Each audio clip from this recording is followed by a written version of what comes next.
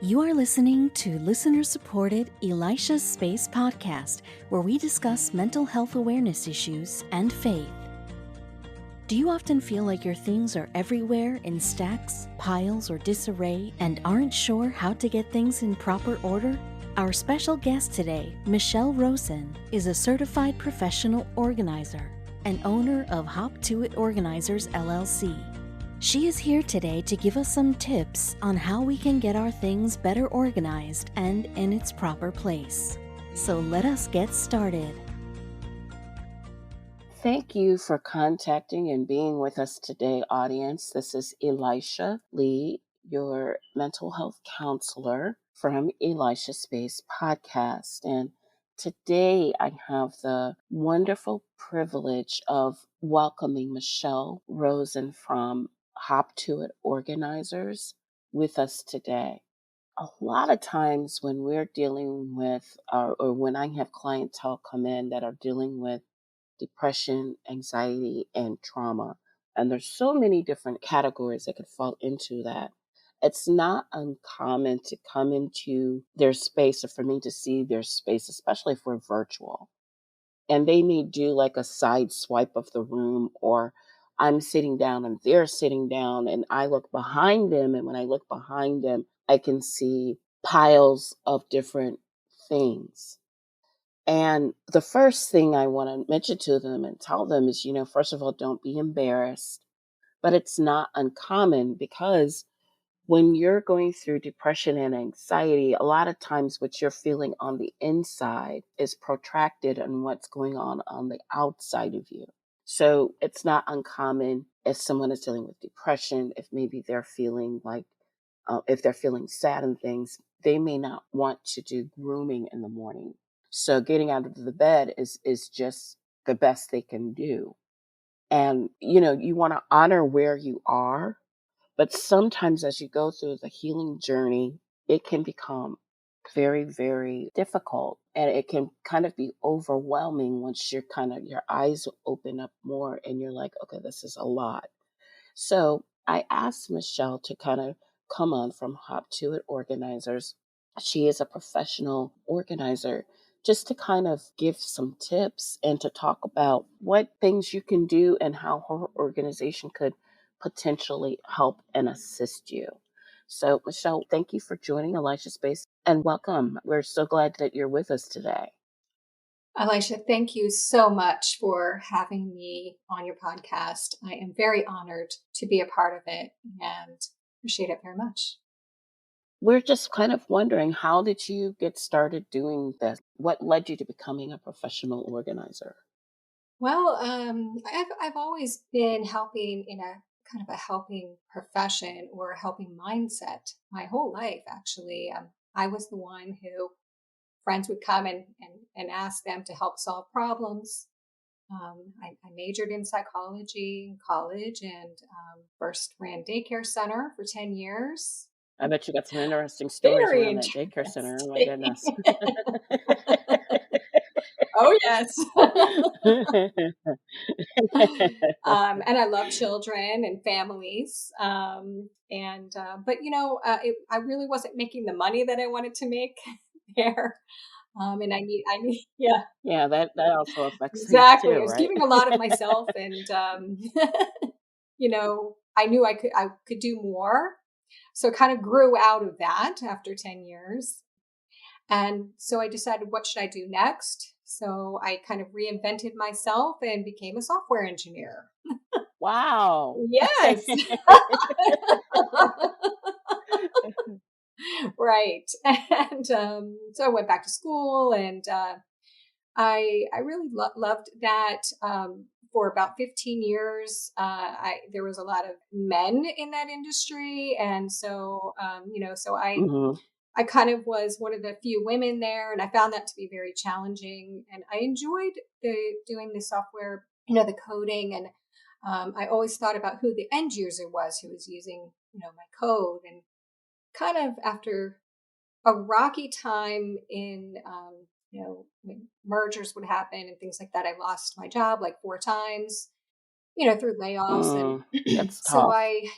and I was like, okay, I need to have more control over my life's destiny.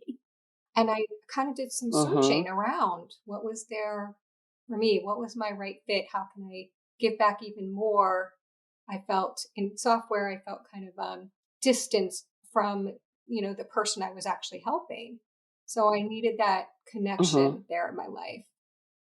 And I found out about Mm-hmm. professional organizers. I actually found out about it when I hired a professional Mm-hmm. organizer when I was still a software engineer for my son who is diagnosed with ADHD, and it changed his life. Mm-hmm. I'm sure. So I took the plunge again and changed my career, and I've been a professional organizer for coming up on 6 years now. Wow. So this is a new career, you know, 3 times over. Yeah, but it feels familiar to me. Yes, yes. That's kind of how it happened for me with counseling. With me with counseling, I Hmm. have a similar path, and it was all part of my healing journey to give back that I became a counselor, and I'm still going through Hmm. my own healing journey for different Yeah. things too, because we all kind of are. Anytime somebody tells you that they've arrived, I kind of look at them funny because there's always something we got to work through, right? Right. If you're still there's breathing, always there's always you something you got to haven't work arrived through. yet. So Yes. that's wonderful. Thank you for sharing that. So what is a really, a fun story about how you've connected with a client and you got to work with that dream person? Every single client, there's no one client actually that stands out, because each client has their own gifts. And so they're learning from me at the same time that I'm learning from them. Mhm. And you talked about your journey Mhm. and how you arrived where you are. And I feel that my gift to my client is my journey, my experience, and my journey. And I am not a naturally organized person. Most Yeah, people well, there, aren't. in the organizing Right. industry, kind of have the people who were born that way and the people who weren't. Mhm. And so, a lot of my clients they're looking for that order. They're looking for that calm well-being. Mhm. And I know how that feels. I love working with people who don't realize that they actually have it in them already. Right. Right. So that's pretty awesome that you said that, each individual client provides their own gift and their talent. What are some common things that you've kind of found are that, the clients typically deal with? Like, how did they get to that space where they are needing the support of an organizer? Mhm. You mentioned at the beginning about people who are suffering with depression. Mm-hmm. And there are situations where maybe they've gone through a depressive period in their life where they're kind of in the middle of it, but they're seeing the light a little bit, Right. and they look around and they want it to get better. They know they've been working on themselves. They've been doing a lot of self care, and it's a great effort Mm-hmm. to do that. I always I want to commend someone for that work that they've done on themselves. Mm-hmm. And so, like you said, the environment plays a huge role. And when someone realizes, and they really have to be at that point where they realize I need to take care of my external environment as well as my internal person. Mm-hmm. But my environment around me is going to make a difference. And I've tried to do this on my own and I need some help. So it's not uncommon, audience, when you're going through a healing journey, like where you just, it's kind of like, it's almost even to my point, Michelle, it's kind of like you're in a fog or you're walking through Mhm, this cloud. And mhm, just being able to literally get up from bed, put your feet on the floor, and turn on a light switch is like the best you can do that day. when Yeah. it comes to mood disorders. And it's kind of like after a while when you're getting help, maybe you're spending some time out in the sun and getting that vitamin D. Maybe you're making some changes to your diet because diet does affect mood disorder. If you're making some changes to your diet and you're getting feeling like you're getting a little bit more energy and things like that, where it's kind of like you wake up and you're like, oh my Mhm. gosh, I have all these things around me and I have no idea where to start. And Yes. some of it is stuff that you have that you need, and some of it is trash, but it's all bungled up there. And it's kind of like here's an example, audience. If you have a room that's maybe like your office, and that is your room, right? And after the span of like a month or two, all that's in there is piles of paper or piles of whatever your craft or project is, but you're not sure where you started or where you ended. That's a sign that you may be dealing with some size, shape, or form of a mood disorder, because you're just having that kind of a difficulty with just, you're not sure where you start and you're not sure where you end.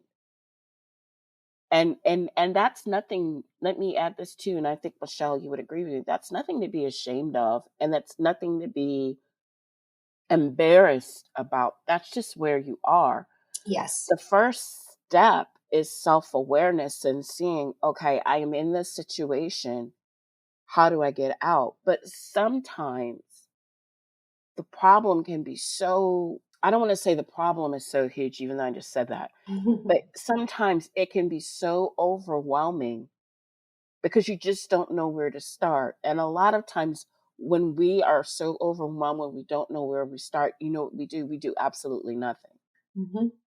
And that's why it's good to have somebody like Michelle to come in and help you with that so that you can at least get a head start on where you're going, because your environment does affect your mood. When it affects your perception of how you see things about yourself, how you view the world. It makes a difference with how you see things. So Michelle is really giving some great and valuable information around that. What advice can you give someone, Michelle, maybe who's feeling stuck and they're unsure about how to move forward in organizing? Of course, they want to work with you. Maybe you can also talk us through what it's like to work with you, what that looks like.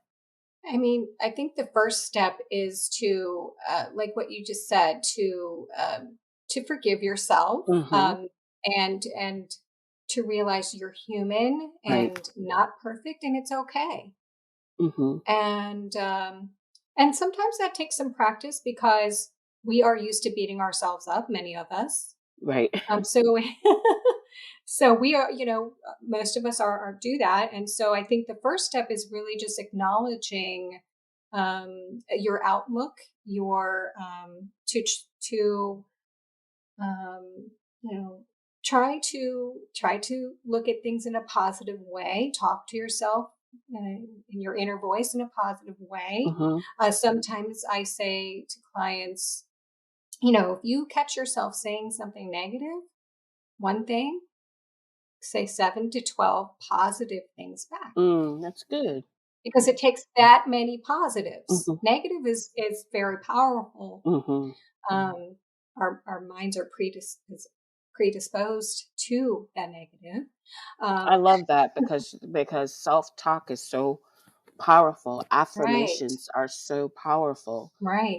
and even if you're in a space, audience, where maybe you can't find good things to say, you can go on YouTube and just type in the word affirmations. And if you're just listening to that, taking that first step and pumping that into your body, Mm-hmm. pumping that into your space and Mm-hmm. hearing that.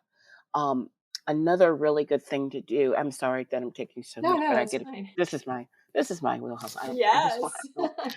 to um, but it's music Mm-hmm. because music shifts mood. Right. So if you're listening to music, um, you also want to be careful of the kind of music you're listening to. So you want to listen to music that's upbeat, that's positive, that is uplifting. You know, I know there's some songs that are not, and I would suggest maybe you might like the person who's the performer, you like the artist, and that's all well and good, but maybe play more of the positive things that that person has put out for right now while you're in the process of overcoming what you're dealing with. Mm-hmm. But Michelle, I'm sorry, go ahead. But Yeah. I love that about Yeah. self-talk. Going. That's wonderful. Yeah, going along Yes. those same lines with music, one of the tips that I have is that once you've determined what you want to do and you have a starting point, that you create some consistency in your routine and Mhm. use the music that makes you happy, put that on, and that's kind of a cue that, hey, this music's on and I'm going to declutter this area. And Mhm. this is when I get to hear this song. So it's kind of a Mhm. reward as you're working. Mhm. Yeah. Mhm. So that's true. Music is a vital and uplifting music Yes, specifically. yes. Yes. Yeah. Yes. And you were talking about how the your external environment impacts your internal compass. Right. And it's the other way as well. So sometimes, you know, just clearing one small space so that when you are kind of getting out of bed and you're putting your feet on the floor, Right. you deserve to have a clear floor to put your feet on. That Right. is part of self-care. Mhm. Yeah, so these are things that you can do for yourself, playing music, thinking positive thoughts, clearing a small space at a time. And my favorite word, one of my favorite words I like to use with clients is the word easy. Yes. Yes. Be easy on yourself and make your task as easy as possible. Right. Exactly. Yeah. Exactly. And use humor. Uh, you know, if you have a friend who can who tells you jokes or makes you smile, call that person and say, "Hey, I just need a little bit of cheering up. I'm gonna work on clearing my space." Or you don't even have to tell them that, but make it some rituals for yourself Exactly. that make it easier. Yes. And the consistency part is key. Consistency with anything breeds success. It brings Hmm. the success. You know, if you make a commitment, even if it's just once a week or once every other week, you know, Right. it having that consistency brings about that rhythm and it helps, you know. But you always want to start where you are and then just push yourself just a little bit further, Hmm. you know. Right. Um, Not much, just a little bit. And then once you get comfortable in that little bit further, maybe push yourself a little bit more, you know. Hmm. So Yeah. I really appreciate you coming on. This is fantastic. And can you kind of tell us what it would be like to work with a professional organizer? What does that look like? Yeah, absolutely. Every professional organizer has their own unique style Mhm. and approach. And I think one thing that's really important when you're looking for a professional organizer is to look for someone that fits with you, Right. like how Mhm. you are. Someone who is supportive, non-judgmental, and someone who can kind of push you out of your boundary a little bit or help you to push out of your boundary a little bit because that's where the change happens. Mhm. So I always say to my clients, I talk about the comfort zone, which we love to live in, Mhm. but that's not where our change happens, right? Right. So outside of your comfort zone, is where the rainbows and the butterflies and the unicorns and the magic happens. So, so someone who can, be there in that supportive way. And I think it's important that you're with someone who can work with you where you are, as you said. And, maybe my way as a professional organizer of organizing something for myself or for another client, maybe that works in those situations for those people, but that may not be your solution. Mm-hmm.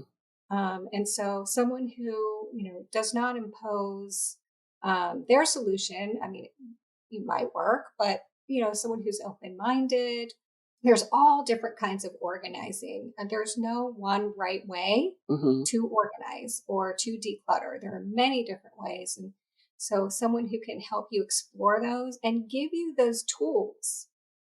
You've got the nail, which is wanting to declutter and organize. And all you need is that hammer, right? You Mm-hmm. need that right tool. And Mm-hmm. so I think, make sure that you feel comfortable with your professional organizer who's helping you. And I love to use humor a Oh, lot that's of good. times with clients. I am silly. Not everybody does what I do. I have crawled on floors to demonstrate that you have to crawl before you can walk, and you have to walk before you can run. Mm-hmm. And I will crawl on the floor. Mm-hmm. Mm-hmm. Um, but I give of myself to my clients, and I really work hard to listen in an empathetic way. Mm-hmm. And, you know, I listen to what's being said and not said, Mm-hmm. and just also observation of, if you're getting tired, that's the other thing. We're not drill sergeants. So, do as much as you need to do. My other question for you is that when you come into a person's home, or if it's a virtual session and you walk them through, is it um, a one time that you come, or is it multiple visits? How does that work for a potential client? Yeah. So most of our home organizing clients, it is several visits, and Okay. depending on what you need to get accomplished. And during that time, we are working on the project at hand, but also we're transferring knowledge. That is actually one main goal that we have, is that I have this knowledge that I've gained and continue to gain through lifelong learning. But part of it is I want to give that to you, as so that you can continue with your project or your life, and you can know that, hey, I can try this, I can try different things. Mm-hmm. So it's usually several visits. And sometimes those can be on a weekly basis, and sometimes those can spread out a little bit. Mm-hmm. I offer check-in calls and email support throughout. Mm-hmm. So for home organizing, there are other projects that we do that are not necessarily working one-on-one, but it might be a home clear out or something like that would be a different type of situation. Okay. Okay. And what would you suggest for, like, as far as resources are concerned? Like, if someone is noticing, the fog is starting to lift, and they're noticing, or if it's somebody that struggles with anxiety, and a lot of times when you're stressed out, part of the reason why you're so stressed out is because you have many balls up in the air, and you just feel like out of control because there's so much happening and you can't wrap your arms around it. So, what types of resources would you recommend, in addition to getting a professional organizer, to assist or support somebody as far as them trying to form a plan of becoming organized? I love the library. Mm-hmm. Mm-hmm. And I say the library. There are many and varied books on decluttering and organizing. Mm-hmm. Too many for So me to true. really list. I know a lot of people know about the KonMari method, Mm-hmm. and that's kind of a little bit controversial. It can get overwhelming. It's not for everybody, but still read it, because there's definitely wisdom. There's nuggets of wisdom in that. The KonMari method can be overwhelming because you're taking everything out and then putting it, yeah. Yeah, yeah.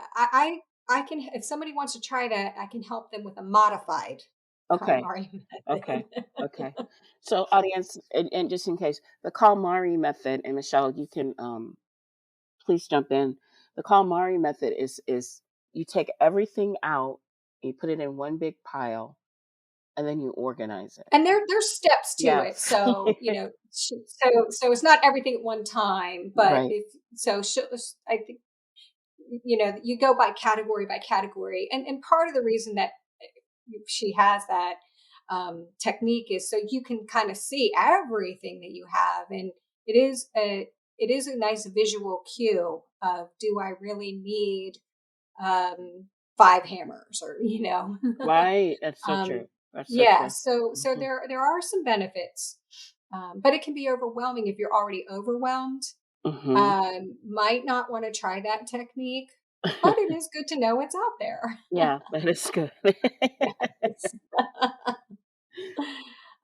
And also for someone who, you might have heard the spark joy, as far as that technique, sometimes you really don't know what is joy for me. Like, Right. So everything true. sparks joy. I want to hold on to everything. It all is joyful, so that Hmm. can actually make it more confusing. But there's many books and resources at the library or on Audible, or that you can just kind of Google and see what's out there.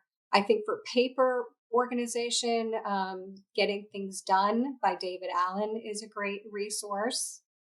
For time management, I would look into Time Timer. Hmm. Time Timer works great for people who um, are, are are working within ADHD or brain-based issues. Hmm. But it really can work for anybody. A time timer is kind of a visual timer, Hmm. so that's another kind of time management resource. Another resource is learning about the Pomodoro technique.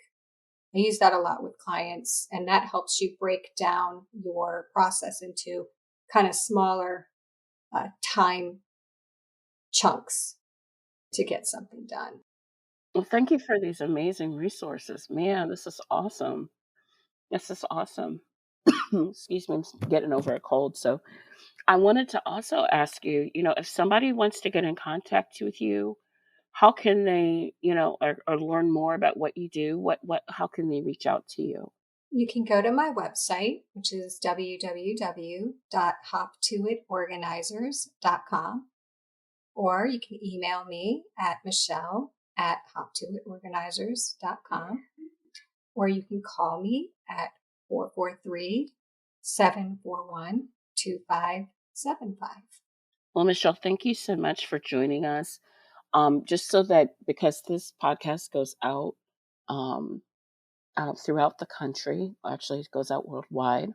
So, um, Michelle, can you kind of let us know where you're concentrated in? Because I know if somebody wants to get help or assistance and they're, in California, Mhm. you know, we want to try to.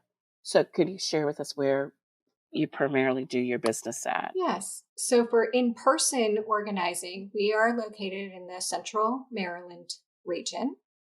Hmm. But we can help anyone throughout the country, or wherever they are, through virtual organizing. So Wonderful. that's just like having an organizer, except for I'm not actually there physically, but I can help you in all the other ways that we talked about. Fantastic. That's wonderful.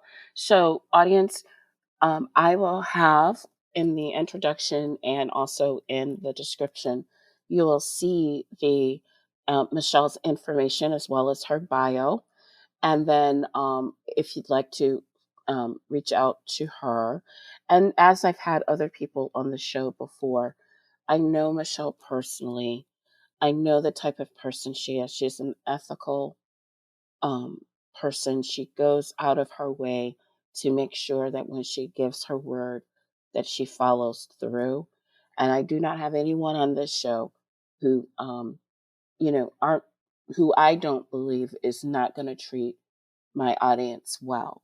So when you work with her, please know that she has my seal of approval in knowing that you will be treated well. So, Michelle, I look forward. I thank you for joining us today.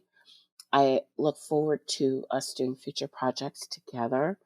And audience, we are going to sign out from Elisha Space, and I truly do hope that as you go through your healing journey, that you will come out with more freedom, more peace, and greater happiness than you've ever had before. Have a wonderful day, everyone. Bye-bye. Thank you for taking the time out of your day to listen to Elisha's Space, where we discuss issues of mental health and faith. If you would like to connect with Michelle at Hop To It Organizers, you can go to her website at www.hoptoitorganizers.com or call 443-741-2575. We encourage you to subscribe to the show so that you can be in the know of upcoming episodes. Now go, move forward in your healing journey.